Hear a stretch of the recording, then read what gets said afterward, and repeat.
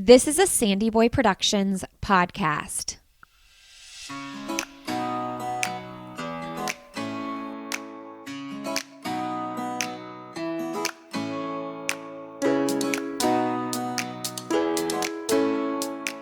Hey friends, welcome to Why is Everyone Yelling with Lindsay Hine. I'm your host, Lindsay. I'm so grateful you're here today. This is a podcast for parents or anybody helping raise kids. This episode is sponsored by Previnex. This is where I get all of my vitamins, supplements, protein powder, and vitamins for my kids. When you purchase their children's Supervites, this is what my kids take every single day. Previnex provides a bottle of Supervites to communities who are in need of this nutrition. This is a premium quality product. It's clinically effective and they have a money-back guarantee. And look, if your kids don't love the taste, you can just throw them in a smoothie. That's what I do. 2 of my kids love them. They ask for them every day. 2 of them don't love the taste so much, so we just throw them in their smoothies that we make every day, and that's how they get them in. It's that simple. And in those smoothies, by the way, we also use the protein powder made by Previnex. They're Nourify Plus. We prefer the vanilla. So head over to Previnex, go to Previnex.com, use the code Lindsay15, and you can save 15% off your order. All right, this is episode 22, and I'm talking with Jayne Havens. Snoozefest is a sleep consulting service that works with families all over the United States.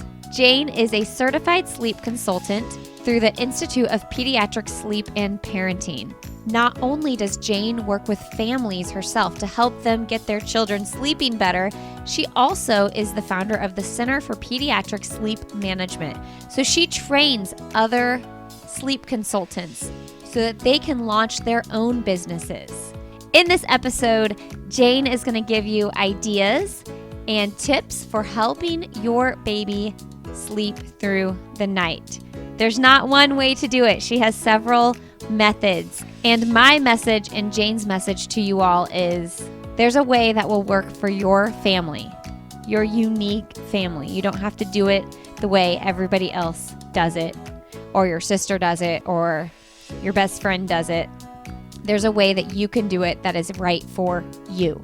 So you're going to learn a lot in this episode. I hope it's helpful. Jayne's going to come back on for an episode on toddler sleep that I'm really excited about as well. All right, friends, if you love this podcast, please consider leaving us a rating and review so that potential new listeners can find us. Thank you so much for giving this new podcast a shot, and enjoy my conversation with Jayne Havens. Well, today on Why is Everyone Yelling, we have Jayne Havens on the show. Welcome to the show, Jayne. Thank you so much for having me. I'm excited to be here today. Well, I think we're going to cover one of the most important topics any new mom wants to cover, or dad. So Jayne is the owner of Snoozefest by Jayne, and also the owner of the Center for Pediatric Sleep Management. Jayne, how did you get so passionate about this business of sleep for our kids? Sure. So I have 2 kids. They are 8 and 4. And prior to working in this field, I was actually in the catering business. I used to plan big weddings and bar and bat mitzvahs and corporate holiday parties. And when my son was born 8 years ago, I just realized I couldn't do that work and be around as much as I wanted to be for him. So I decided to stay home. I was a stay-at-home mom for many years. And when he was an infant, he was a great little sleeper.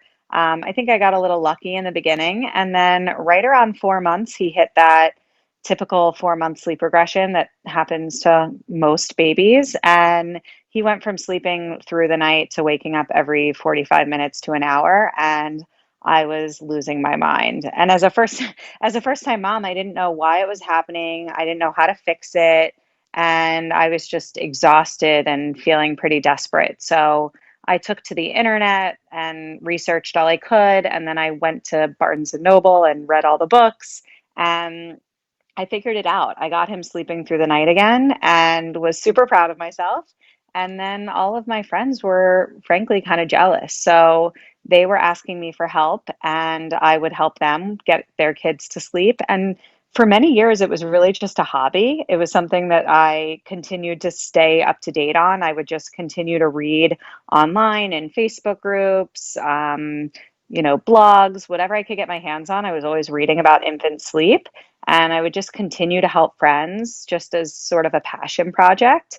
And then my daughter was born 4 years later, and staying at home with her was, I hate to admit this, but it was just sort of less fun than it was the first time around. She was really colicky. She had some allergies. She wasn't this like happy, smiley baby that my son was.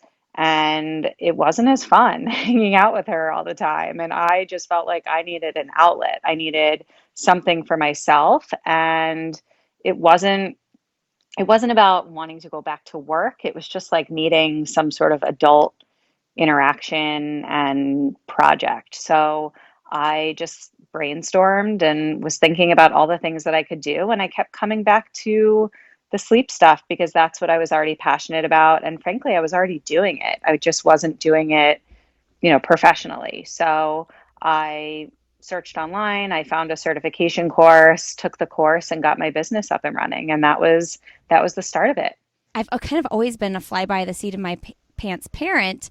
And when my 3-year-old, my third child was born, that's when I started reading parenting books for my older kids. And then I kind of just like let things like just do whatever with the babies. But I Yeah, know that there are so many parents that want to figure this out. And I guess my first question, Jayne, is like every baby is so different.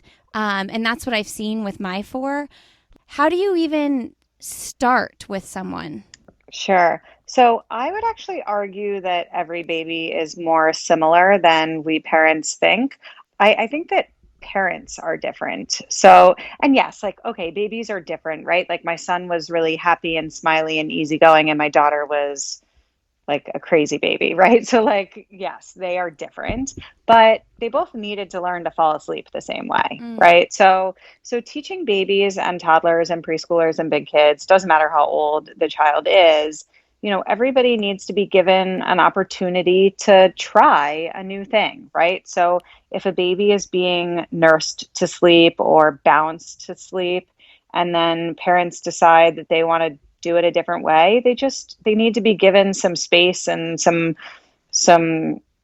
a little bit of an opportunity to try, and that can look a lot of different ways, right? It can be a really gradual process, or it can be a rip the band-aid off type process, whatever sort of works for the family. But babies and toddlers all need to learn the same thing, which is how to fall asleep independently. And then once they know how to fall asleep independently, they can fall back to sleep independently, without so much support from their parents. So, What I will say is that parents are the ones that are sort of different, right? Like some families come to me with a lot of anxiety around the topic of sleep training, and then other families are super comfortable with it and just want someone to guide them and help them through. yeah. Okay, so let's start with newborn, like baby.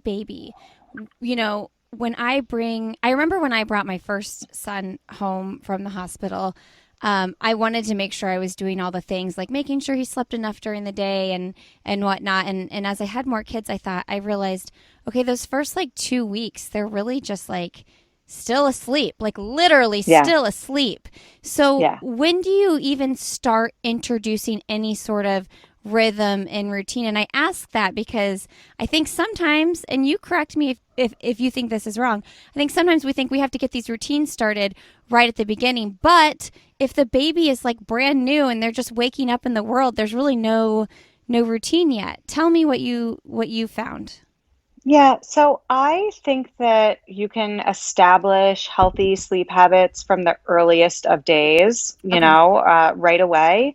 I don't like to work with families one on one until the baby's about 6 weeks. Okay. And I say that it's more about mom and dad than the baby. I think that parents need a chance to come up for air before putting pressure on themselves to work on anything, right? Yeah. So those first 6 weeks are really, really hard, and it's just sort of survival mode. And you're frankly getting to know your baby. You're getting to understand their communication, what their different cries sound like, trying to understand if they're hungry or if they have a tummy ache or if they're just tired.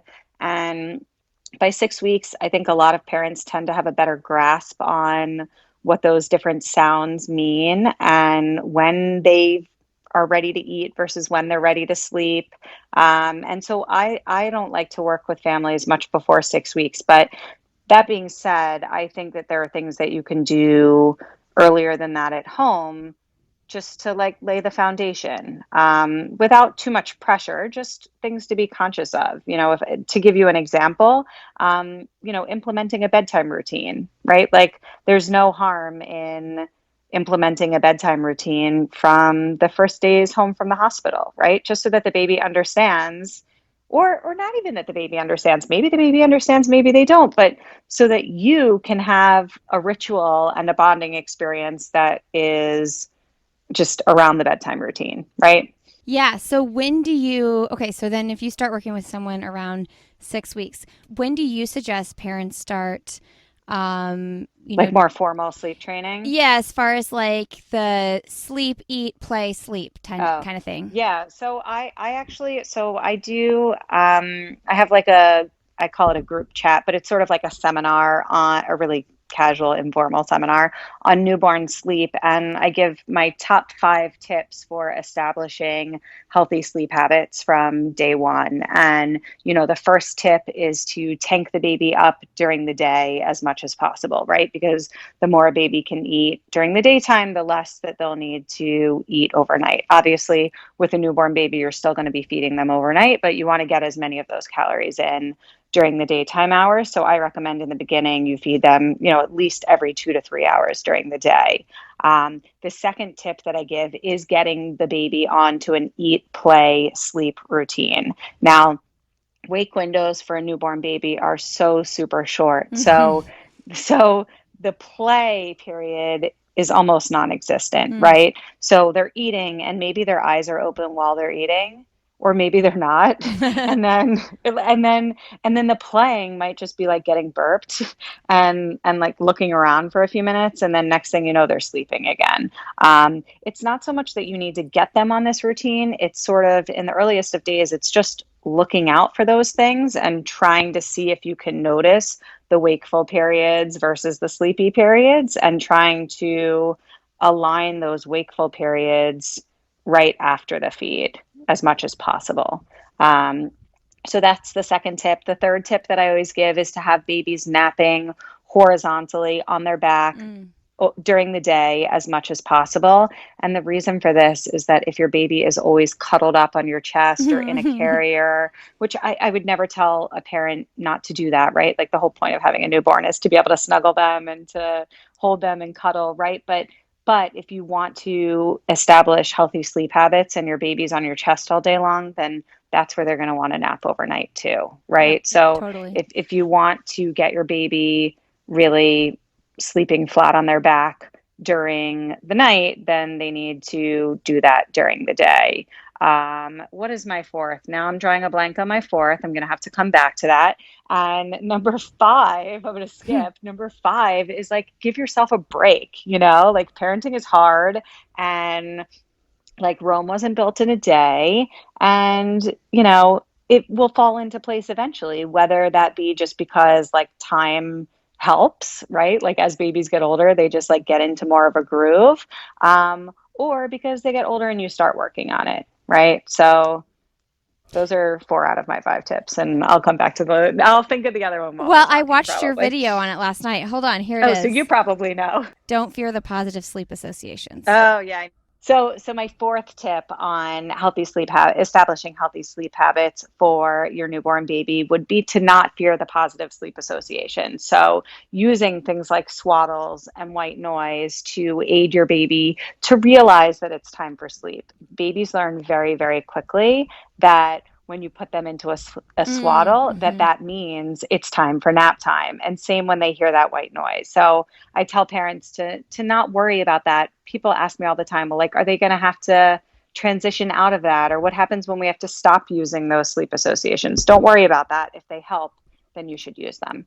Yeah. And I like your point about like if you want to hold your baby and you want your baby to nap like that during the day, then you can do that and there's nothing wrong with that. But Sure. if getting the sleep thing down is very important to you, then these are great tips. And I will say this from my experience with having 4 kids, like I've held some of my babies way more than others, you know, and I think it's very much has to do with the season of life I am in, what else is going on in my world. My 4th baby, it was like, well, this is my last baby. I'm going to hold him all the Sure. time, you know? Yeah, I hear that all the time. Yeah. Yeah, so it's kind of like if you want to do that, do that. But if you want to implement these things that could help, well, this is great too. Sure. And I'm all about sort of meeting families where they are, supporting them in a way that feels safe and comfortable for them. You know, at the end of the day, there's going to come a point for most parents where they do want their children to sleep more independently, right? It gets Hmm. really hard if you have like a 10-month-old baby and they're super heavy and they need to be bounced and jogged around your living room before they can get to sleep. That's really hard on everybody. So, you know, if you can lay the foundation and get them sleeping more independently earlier on, I think that's easier. But if that doesn't work for you and your family, then that's fine too. You know, I'm all about doing what works. And when it doesn't work, then you make a change. And that's it is what it is. It's fine. Okay, so now we're going to dive into sleep training, which is a hot topic that I didn't realize was a hot topic until I had a baby. Yeah. You know, my sister's one of these people that just sleeps with her kids always. Like, you know, just Yeah, always did. And I was terrified of that because I was terrified of like what if I suffocate him, he can't breathe, you know. totally. I was so scared of that. I remember with my first, and I'm sure some listeners will relate to this. I was so anxious about SIDS and also anxious about falling asleep holding him that I remember just throwing the covers off of me in the middle of the night multiple times. And, you know, in that the sweaty, your body is totally sweaty. You've soaked through your shirt because you have those postpartum hormones and going, where is he? Where is he? Thinking he was in the bed somewhere. And my husband's like, dude, he's in his crib. He's not in this bed. Yeah. But anyway, we did sleep training with our kids anywhere between 6 and 11 months. That's what I would say, Okay. depending on you know what was going on. I remember our second baby; he ended up getting croup right around 6 months, so like that delayed us by 4 weeks or something like that. So every situation was so different. But you can you share with us like what is sleep training? Is there different ways to do it? And let's just like totally get rid of the shame of not sleep training or sleep training.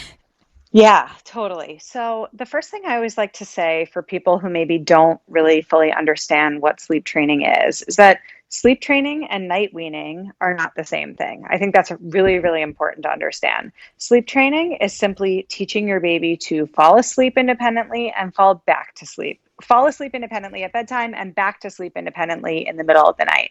So, for example, you know, I work with families that have 3, 4, 5 month old babies, and we teach them how to fall asleep at bedtime. And then maybe they wake up once in the middle of the night to eat, and then you put them back down and they get themselves to sleep and they sleep until morning. So I would still say that that baby is a sleep trained baby, but they're not night weaned. They're still Okay, eating in the middle of the night. got it. Um, I personally don't like to use sleep training techniques to night wean. I think that like night weaning should be tackled separately. Okay. Um, but that being said, I do really pride myself on supporting families in a way that they want to be supported. So if they want to do things a different way, then, you know, 9 times out of 10, like I'll support them the way that they want to be supported, as long as, you know, the pediatrician is on board and everybody agrees that it's safe and age appropriate.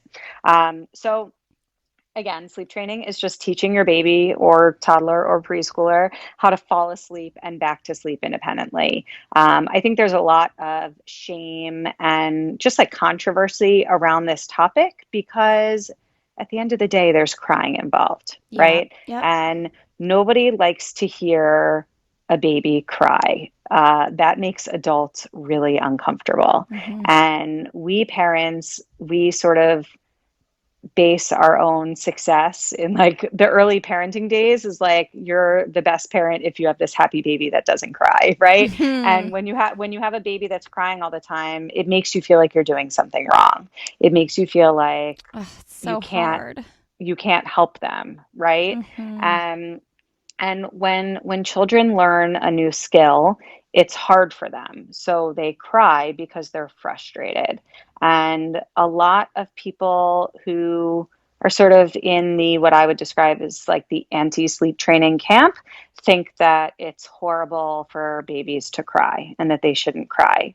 I personally think that crying is fine. Babies cry for all different reasons. I will give my clients some examples. I'll give them to you guys, to you and your listeners, just so that you can wrap your heads around it.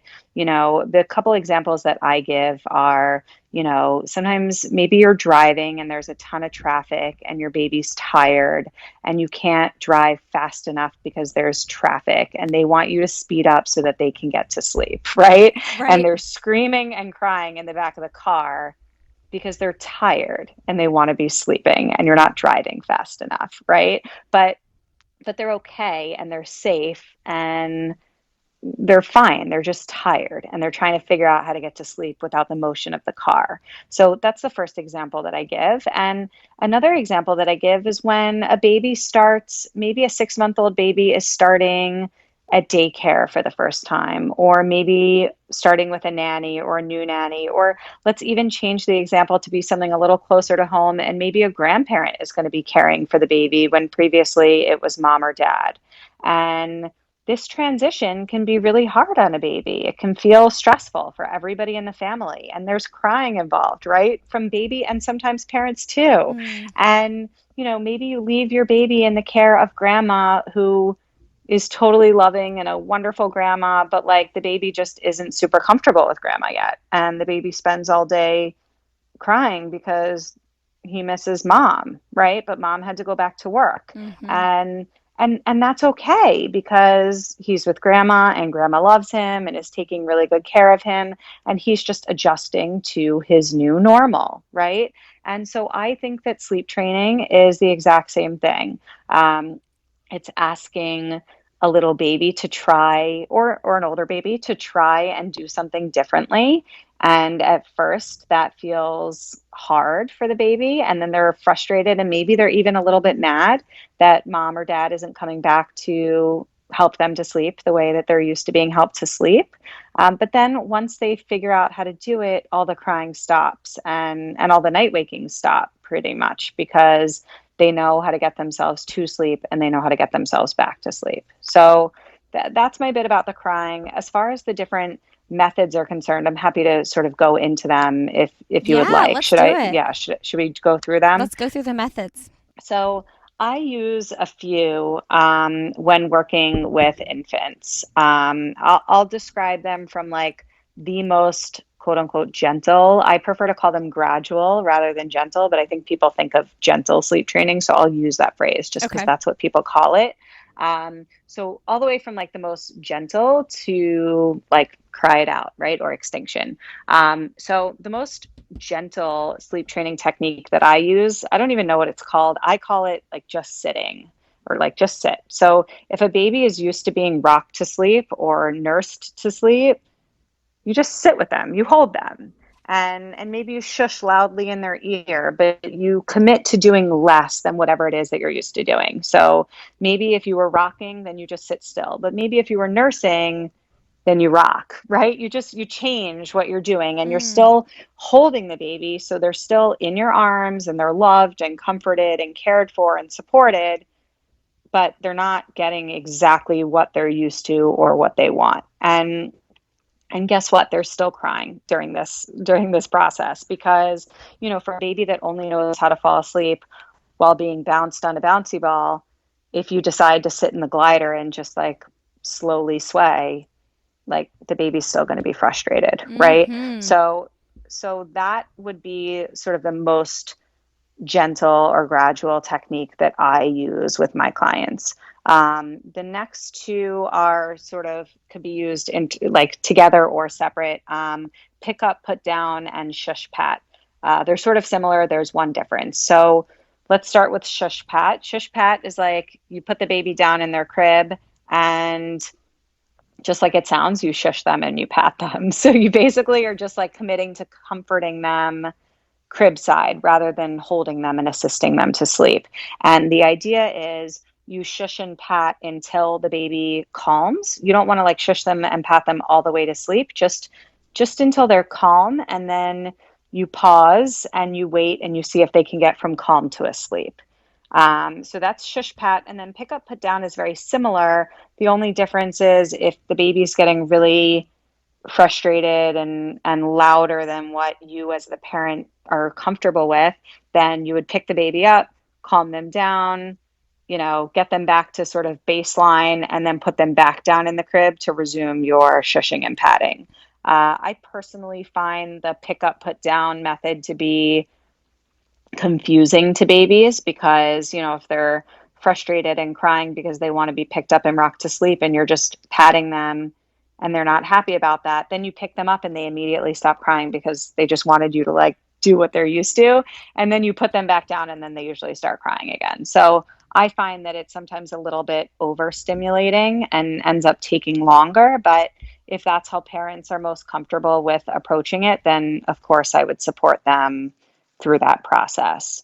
So the next technique that I use with families is what I would call check and console, which is sort of as it describes. You put the baby down in their crib, and you walk away and you leave the room Mm.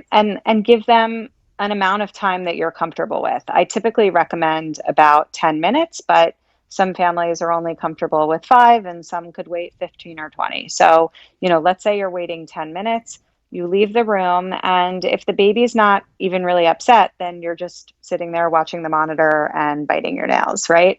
And then at some point, the baby might become a little bit upset. So you would start your timer and you wait for 10 minutes. And I really always encourage parents to listen to the crying. This is the Mm-hmm. most important part. It's so important to listen.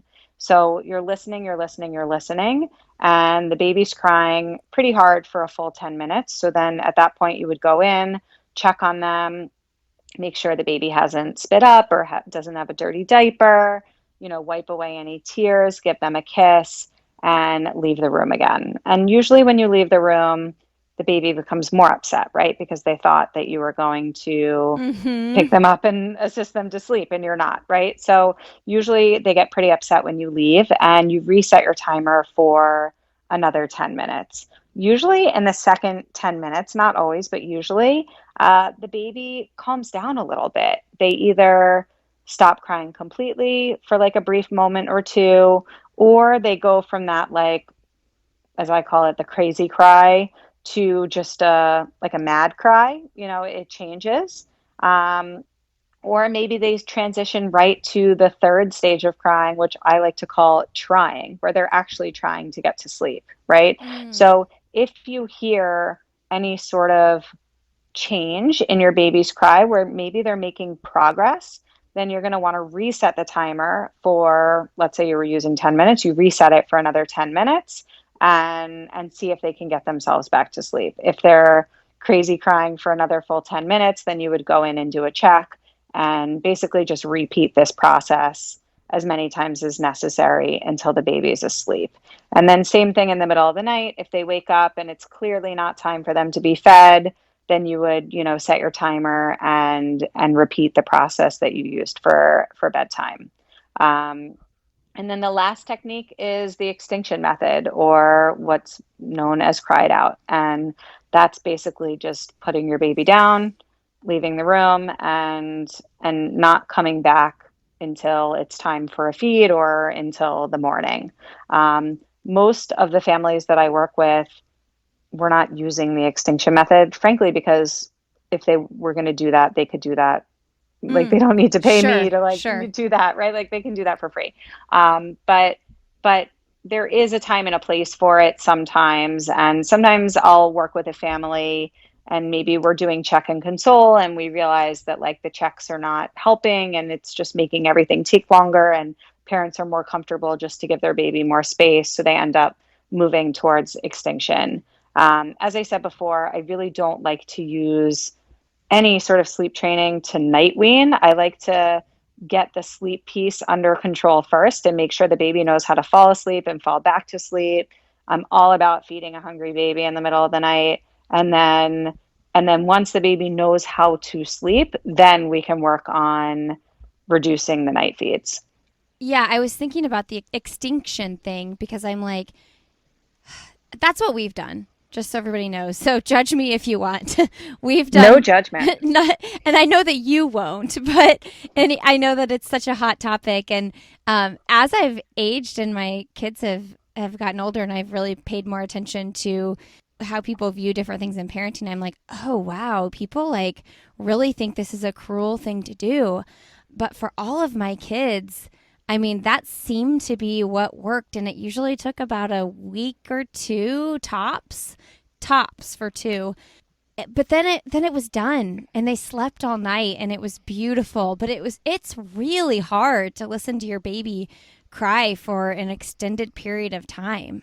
Yeah, and I want and did you use sleep train? Did you use extinction to night wean also? Because if you did, and no judgment, like the only reason I say not to do that is because you listen to a lot of crying, which most parents can't handle.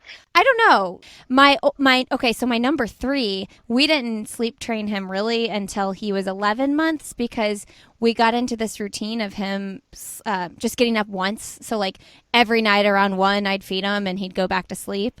But then around 11 months, I was like, he really does not need to be Yeah, getting he's up in done. the middle of the night anymore. We're just feeding him to like for our own peace of mind so that we can all just go back to sleep. And so, and I knew that had carried on for a while. And I will say it's harder. For me, it was harder to listen to my 11-month-old cry it out than my 6-month-old because I felt like he For like sure. was saying little words here and there and he just Yeah. like understood things a lot more. Yeah, for sure. And at the end of the day, like I always say, I say to my clients and I'll say to all of your listeners that teaching your children to sleep independently, I firmly believe is something that you do for your child, not to your child. Okay? Like yes, it's hard. Nobody wants to hear their child upset for any reason, but having a child that wakes up throughout the night and that's overtired and that has bags under their eyes, like that's not good for them either. And giving them a chance to figure out a new way is 100% for their benefit. And they're upset. Most kids are upset for like 20, 30 minutes here and there. They're not crying all night long every night for 2 weeks. It's not such a crazy, horrendous thing, at least in my experience. I think when sleep training is done properly, I say the crying is limited and temporary. And then you have a child that sleeps and that can learn and grow and function. And then parents are set up to function and best care for their children, which I think is super important too. Everybody is happier when everybody is sleeping. Totally. That is for sure. Hey friends, a quick break here. I know there are so many listeners all over the country and the world. I live in Indianapolis, Indiana, and I want to tell you about Indy Maven. Do you wish you could be as knowledgeable about what's happening in Indianapolis as you were before things got busy with your career, kids, family, and friends? Are you looking to get more engaged and active in your city through the best recommendations ever?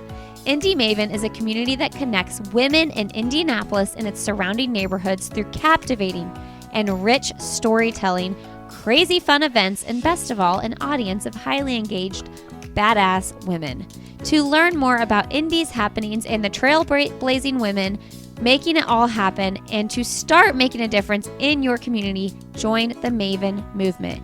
Go to indymaven.com to sign up for their free newsletter, learn about upcoming events, and join their membership program for perks valued at thousands of dollars from local businesses. I am a part of Indy Maven. I love what they're doing. Make sure you go check it out, indymaven.com. All right, friends, enjoy the rest of my conversation with Jayne Havens. Okay, I want to add in something on bedtime because Yes. in my experience, and I'm wondering if other people have experienced this, once we got to our second baby, I realized, oh, he just needs to go to bed earlier. 6 o'clock early. And it felt weird and crazy, but I did that with all three of my last ones, and it helped significantly. It just felt so weird to put my baby down at 6 p.m., especially like the summertime. People were over like hanging out on our back porch, and I'm like, hold on a second. Feels like the middle of the day, but I'm going to go put my baby down. But they always slept better if I put them down at 6 opposed to like 7:30. It's tricky because that does work for a lot of babies. I have mixed feelings about the early bedtime because I think that some babies need it and they really thrive, and if it works for them, then great.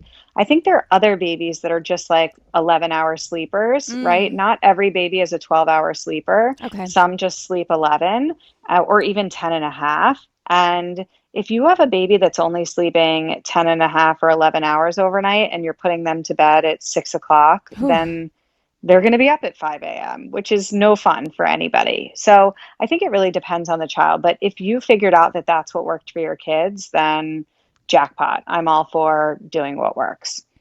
So in the evening when you're, because I think everybody talks about this witching hour, how do you navigate that and figure out what is the right time for my baby? Yeah, so I think the witching hour when they're really, really young is just like a part of being a newborn. I think it's the newborn phase. When they get older, if they're still having a witching hour, then I agree, bedtime's too late, or they're just not napping well during the day. So like something else is going on.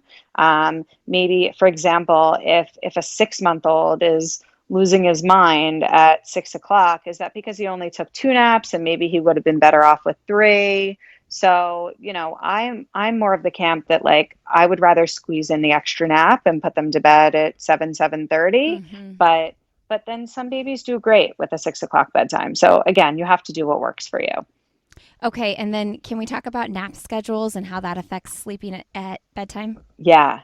Yeah. So this is really like age dependent. So it's hard to talk about it generally, but let's just use a 6-month-old baby as an example because that's an age where some 6-month-olds are on 2 naps and some are on 3, right? So for a 6-month-old baby, if they're waking up at 7 o'clock in the morning, I would be proposing a 3-nap schedule. So maybe they're napping at 9 and maybe at 12:30 and then a late nap at, 4, right? And that's assuming that the baby's only napping an hour-ish for each nap.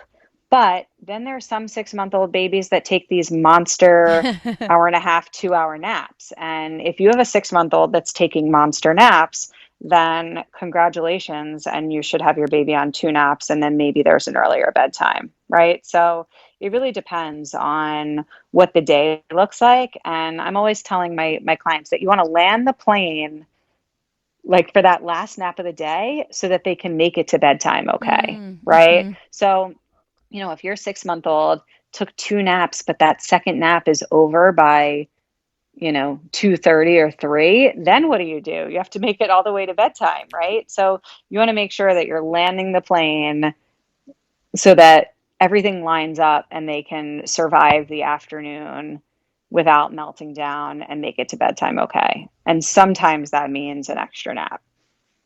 Okay, and so you know what we'll do? We'll put this in the show notes, like tips for nap schedules Okay. based on months. So Okay, yeah. And I have a sleep chart that I can include. Perfect. If you want to include that in the show notes. Yeah, that would be great. Okay.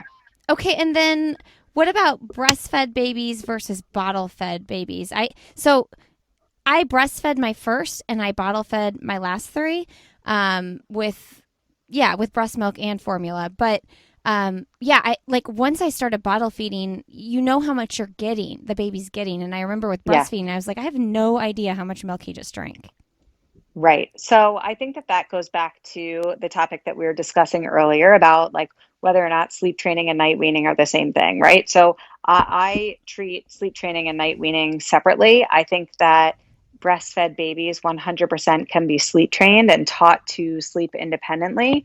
That being said, breastfed babies tend to take smaller feeds at a time and get less full on a feed than bottle fed babies do. Usually, not always, but sometimes. I also think that parents that breastfeed, parent moms that are breastfeeding, are always just a little bit more nervous about their baby being hungry because Mm, of what you said. You can't see what the baby's eating. for sure. So, a baby that is bottle fed and drinking, the recommended 28 to 32 ounces of, you know, breast milk in a bottle or formula in a bottle during the day, that mom can feel fairly confident that her baby is not waking super starving in the middle of the night. Whereas a breastfed baby, mom doesn't know how much the baby's eating during the day. And then her baby wakes up in the middle of the night crying pretty loudly, and her mind immediately races to, my baby must be hungry. So that's the reason for why I always recommend that parents teach independent sleep first so that like the parent so that baby can fall asleep and fall back to sleep independently, and then you worry about ditching the calories in the middle of the night. But you just want to teach those independent sleep habits first and not worry about whether or not your baby is hungry. When you're sleep training a breastfed baby, the worst thing that gets in the way is mom's insecurity that her baby is hungry. So I like to eliminate that and just feed the baby, and then we Mm, worry about night weaning later. okay. And no guilt if you are handing a bottle to your partner and they are feeding the baby. 100% no guilt. No guilt. I'm all about ditching the mom guilt. Yeah, like with my first, I breastfed, right? And I was unable to breastfeed the last three, and I cannot tell you the like weight that was lifted when it was like, oh, we can literally just take turns every night, Yeah. and part of it is when you're breastfeeding, it's just easier. Like, okay, my boobs are filling up anyway, so like this is how we're gonna do it, right? I'm gonna have to pump anyway, so yeah, but there's definitely it's okay for partner to do that feeding too. Yeah, it's also really good for bonding, right? To give your partner a chance to get involved in the feeding process. So, I think it's a good thing. Yeah. My husband would argue that with our last baby, it was too good of a thing because our number four is obsessed with him. It's like him and dad, like they are best of friends. That's so sweet. That's so sweet. It is. So I guess something that I've never experienced, and it just, my heart goes out to any parents that experience a super colicky baby because I just can't imagine how difficult that must be. How do you work with someone whose baby is simply just like super colicky and crying all the time? Sure. So I actually had one of those babies. My daughter cried. We joke, but I think it was for real. She cried for 19 months, Oh like my pretty much gosh, so straight. Like she was hard. always crying. Which it's funny now, but it was not funny at the Mm, time.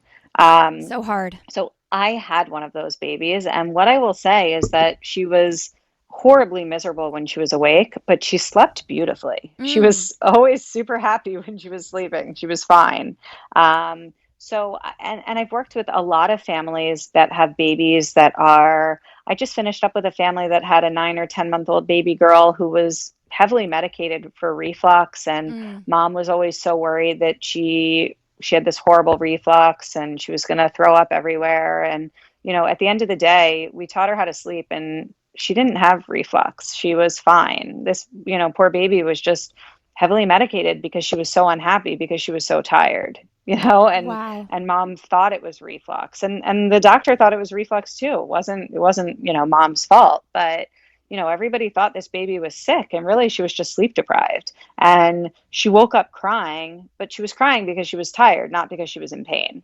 So I think that a lot of the time parents assume that their baby's crying because they're uncomfortable. And a lot of the time they're crying because their baby's tired. So I like to eliminate that piece of the puzzle. Like, let's get the baby sleeping, and then we can figure out if they're really so uncomfortable or not.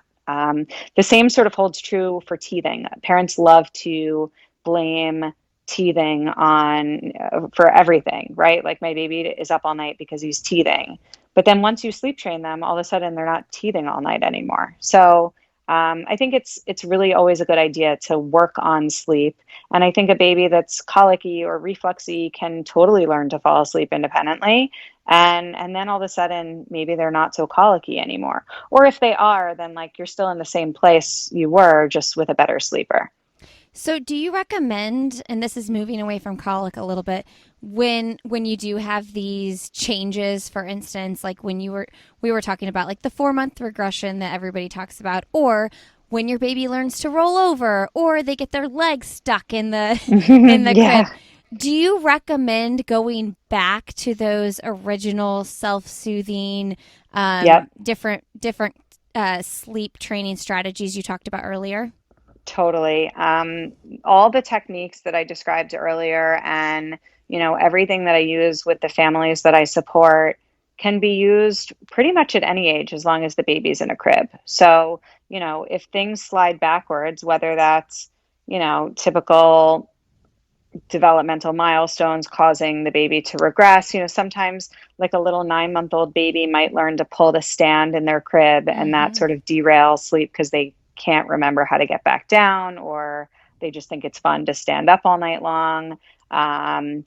Or maybe you travel, and when you were traveling, you didn't have a crib, so the baby ends up in your bed, or maybe they were sleeping in a pack and play or whatever it is, and then you get home and sleep feels hard.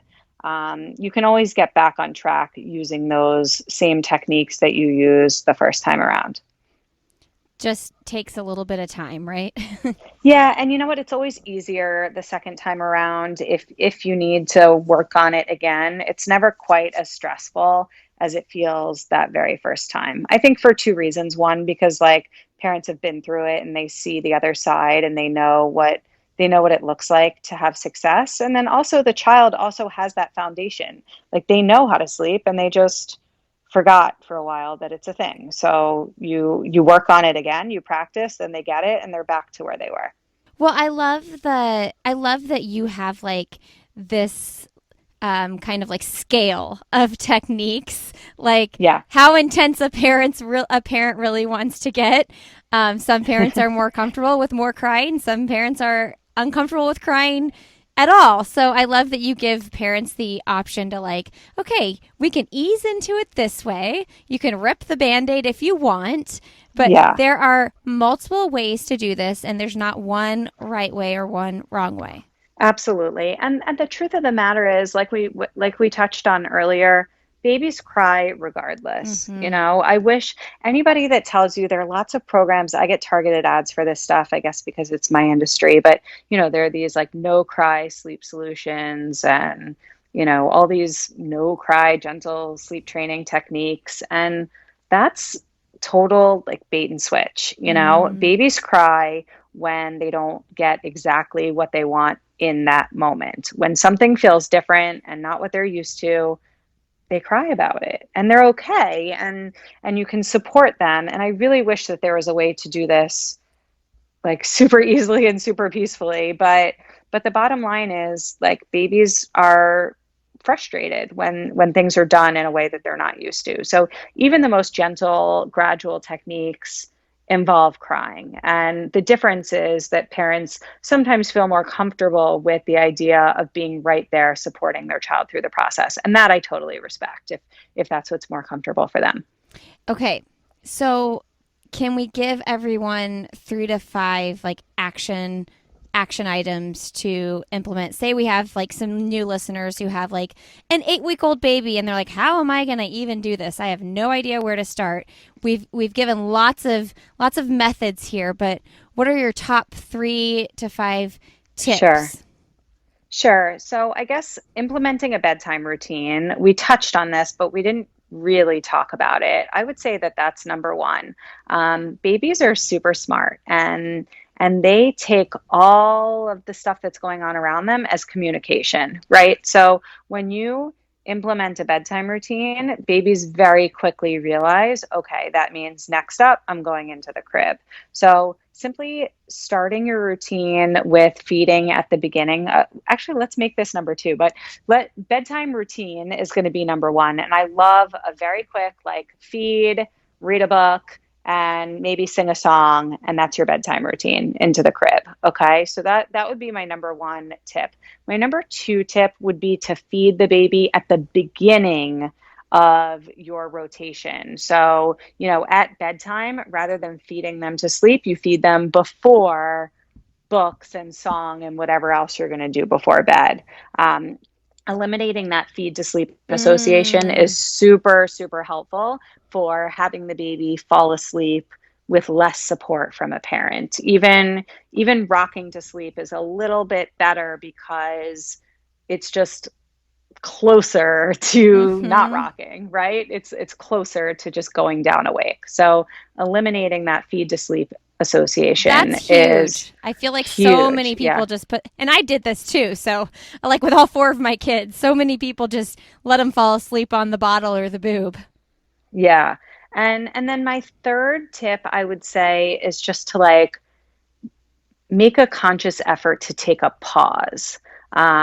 When you put your child down for nap or for bedtime, and like they're literally upset, like they start fussing as you're lowering them into the crib, like that's just them saying, like, hey, I want to be in your arms, right? Like Mm. they're not traumatized, they're not feeling abandoned. You're literally standing right there. So, tell them you love them, communicate that they're safe and they're okay, give them a kiss, put them down for bed, and walk out and just, like, give a pause and listen. Because when you listen to your baby, I think it becomes very clear, is something wrong? Do they need something? Or are they just frustrated that things are looking a little bit different? And when you can wait just a few minutes, typically you can hear that your baby is actually trying to go to sleep. They're not like screaming and yelling in panic. They're just trying to get themselves to sleep and frustrated, and then that will help you to realize that you're on the right path, and you're going to get there. Do you ever get like haters or criticism saying like you shouldn't let your baby cry like that? Yeah, all the time. It, All the how do time. you handle that? That's hard. Yeah, it's really hard, and I spend a lot of time on my Instagram in particular trying to educate my audience and whoever will listen, um, to share my side of the story. And my side of the story, frankly, is just that I'm supporting parents through something that they are seeking support for. Mm. I'm not like the bed sharing police that's coming after families that are co-sleeping, saying you have to get your kids out of your bed, you have to stop nursing all night long, you have to stop this, you have to stop that. I don't care. Look, I am a firm believer of safe sleep. I think that babies should Mm-hmm. sleep alone on their backs in their crib. Okay. Like I am pretty firm on that. But I don't judge other families for how they choose to parent their children. And if they have a toddler sleeping in their bed and, up all night, and they're like, nursing their toddler back to sleep, or rubbing their back to sleep, or whatever they're doing, I don't care. If that works for you, then you do you. And my clients come to me because they don't want to do that. They Mm-hmm. want their children to sleep independently and sleep through the night. And so I support them through meeting their goals for their children. And I guess the way that I handle the haters is I just try to show them that, like, every parent deserves support, and if you don't align with what I'm doing, then, like, that's fine, and we should be able to, like, exist harmoniously separately on Instagram and on the internet, but, like, we don't need to scream and yell at each other. And my clients are seeking my support, and I have the approval of pediatricians and therapists and all sorts of people who know what they're talking about, and nothing that we're doing is dangerous or harmful or scary. And I'm just supporting families that want support. And for the people that are hating on me and they don't want my support, then like that's okay. I would just ask that they stop yelling. Why is everyone Right? yelling? Why is everybody yelling? I Stop know. yelling. It's so true. When we named this show, I was like, it relates to more than parenting. Let's be honest. Totally. It's just mom shaming is what it is. People who are anti sleep training and who come after me on my Instagram and who send me DMs that are so nasty, they're just mom shaming is what they're doing because they disagree with the way that my clients and the way that I parent and the way that my clients parent, and they're trying to shame my clients, and that's the issue that I have with it. Like if they don't want to sleep train their kids, that's fine.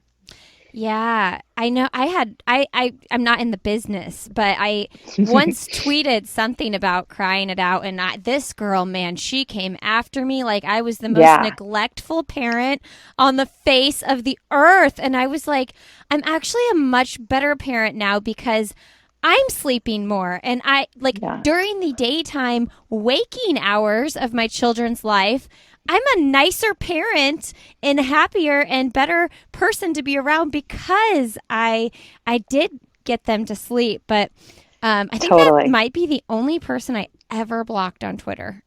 And let me tell you something. I support those parents that are all like uh, those like anti-sleep training parents. They come to me when their kids are 2, 3, 4, 5, 6 years old, and their kids still aren't sleeping, and they hit a breaking point eventually too. Mm-hmm. And they come to me, and I support them through gentle techniques or so whatever gradual approaches, and they hit the end of their rope just like all other parents, and they realize that and none of them regret teaching their kids to sleep. That's the ironic thing, is like none of them, whether they teach it super young or when their babies turn to toddlers or preschoolers, they always realize like, oh God, that's so much better. I should have done that a long time ago, you know? But people have to get there on their own. And I most certainly am not chasing after people telling them how to raise their kids. Yes. Yes. There's no one right way. So you all do what you feel right. But if you want to use these tips, I think they're wonderful. We are going to cover toddler sleep in another episode because clearly there's just literally no time to get into all of it today. There's so many different things. So Jayne's going to come back on for another episode on toddler sleep, which I have actually found more frustrating than baby sleep at times. Yeah, it can be for sure. For sure. Because they can manipulate you and really talk you into things when they're 3 and 4 and they have all those words. Yeah, they're like little negotiators, right? Little mini dictators. Oh, you're suddenly hungry at 8 p.m. Yeah. Yeah. Okay. So tell us real quick, though, about your sleep consultant certification program. I love seeing entrepreneurs like find what they're passionate about, but realize, oh, there's so much of a need for this. I can train other people to do it. Thank you for asking. Yeah, I love talking about this. So, yeah, when I first started my business, I never intended to be like a serious businesswoman. This was just something that I was doing as an outlet for myself. It was a passion project. If I made a little money here and there, that was fabulous. But I was never trying to like build an empire or anything. My business took off pretty quickly, and I was having so much fun with it. And what I realized is that there was a little bit of a hole in the market. There are plenty of certification courses out there if you want to become a certified sleep consultant. But what I noticed is that they were lacking in one major thing, and that is support. These programs, they teach you what you need to know to be a sleep consultant, but then they sort of like send you on your way. And starting a business when you are, especially as a woman, I think can feel really lonely. And women like to team up and feel supported and feel encouraged. And none of that was going on that I could see in other programs. So I decided to create my own sleep consultant certification program where I train, mentor, and certify others to do the work that I do. And I really take pride in coaching these women through the process of launching and growing their businesses. So we have a Facebook community where we all hang out together and everybody asks questions and chimes in with answers, and we support one another. And it's just sort of a level of camaraderie and community that I don't think exists elsewhere in the market. So I'm having a lot of fun with it, and it's really awesome and incredibly rewarding to see these women launch and grow their businesses. I always say, like, if there's one thing better than getting babies to sleep through the night, it's helping an entrepreneur, a mompreneur start her own business. It's really, really cool. That's so cool. And you're looking at it as community and camaraderie rather than competition. Yeah, I have right now, I think I have 115, 16 ladies in the program, and a lot of them have become fast friends. They've formed these little offshoot splinter groups where they're, holding each other accountable in their businesses and brainstorming different ways to expand their businesses. And it's just like a really awesome community. And, I always say that each time a new person enrolls in my program, my course just gets better because whatever they bring to our community is something that we didn't have previously. So, I have full-time working, I have teachers, I have therapists, I have a lot of postpartum doulas, I have newborn care specialists, I have parents of special needs kiddos, I have breastfeeding educators. So I have a really diverse group of women in my program, and every time somebody new joins, it's like it gets that much better. That's so awesome. I love Yeah. it. Thank you.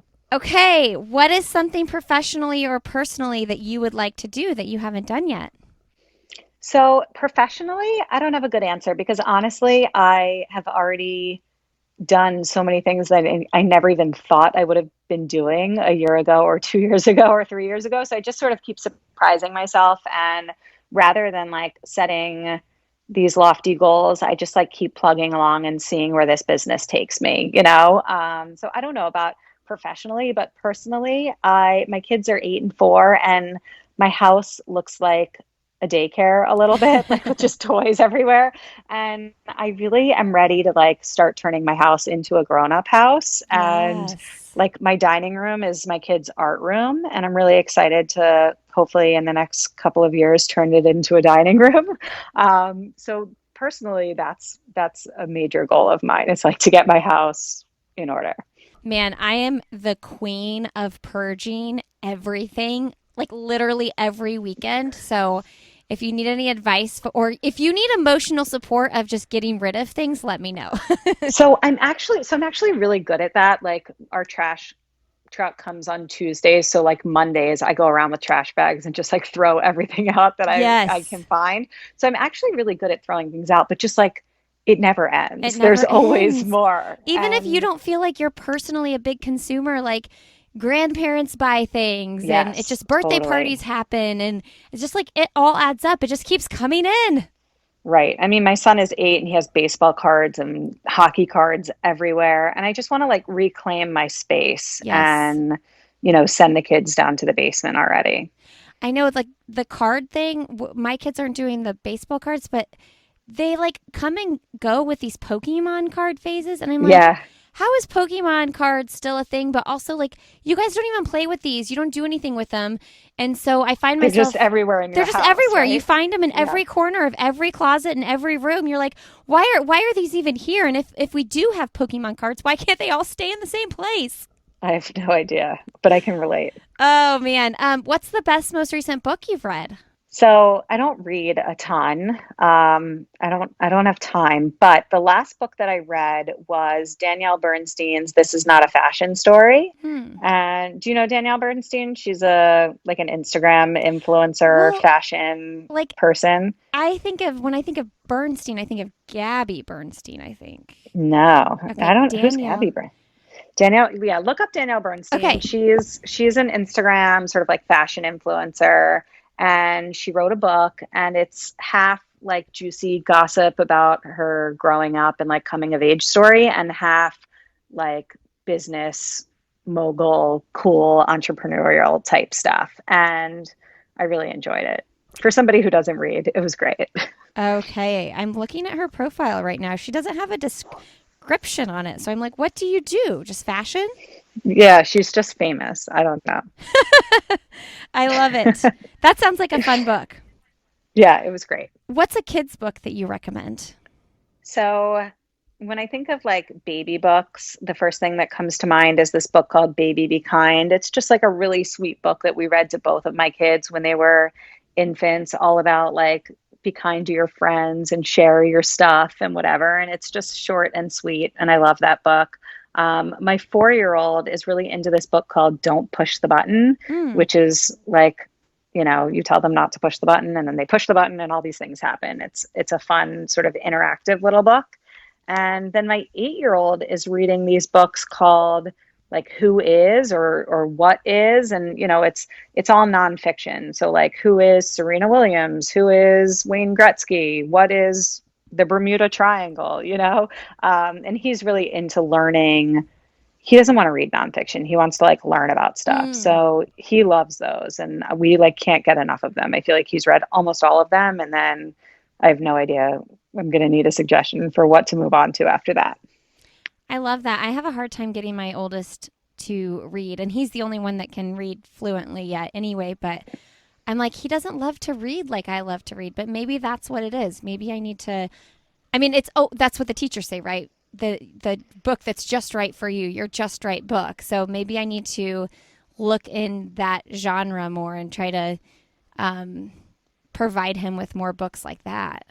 Yeah, my son also likes to read just like sports, like Sports Uh-huh. Illustrated for kids. And yeah, my son's teacher says the same thing. Like if he wants to read Sports Illustrated for kids, as long as he's reading. Yeah, So that's good. Maybe I'll do that.